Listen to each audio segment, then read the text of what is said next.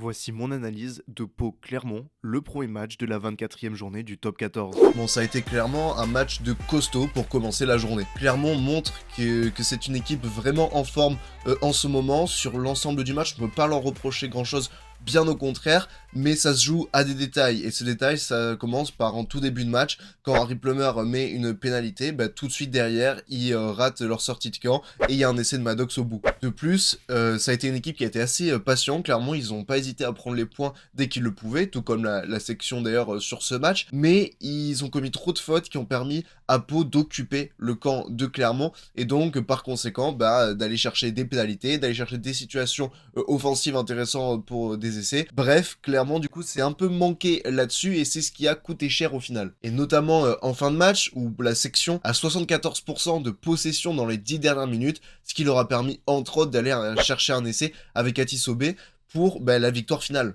Ce qui est intéressant de noter dans ce match, c'est vraiment l'efficacité défensive pour chaque équipe. On a respectivement eu 90% de plaquages réussis et 91%, à savoir 143 plaquages réussis sur 162 tentés pour Pau et 158 réussis sur 176 tentés pour Clermont. C'est assez énorme. Clermont aussi perd sur son inefficacité, puisqu'en 8 entrées, au final, ils sont avec un ratio de 0,8 points par entrée dans les 22, ce qui est vraiment beaucoup trop faible, surtout pour des matchs couperés comme ça, limite des matchs de phase finale où tout se joue dans les détails. Et évidemment, on va parler de cette dernière action, enfin de ces dernières actions qui sont un peu catastrophiques. Vraiment, on voyait que la section était pas non plus en pleine maîtrise de son match, avec Dan Robson qui fait par deux fois des cagades. Et ce qui est encore plus intéressant et encore plus marquant, je trouve, c'est la touche ratée par Clermont, alors qu'il y a une opportunité de marque.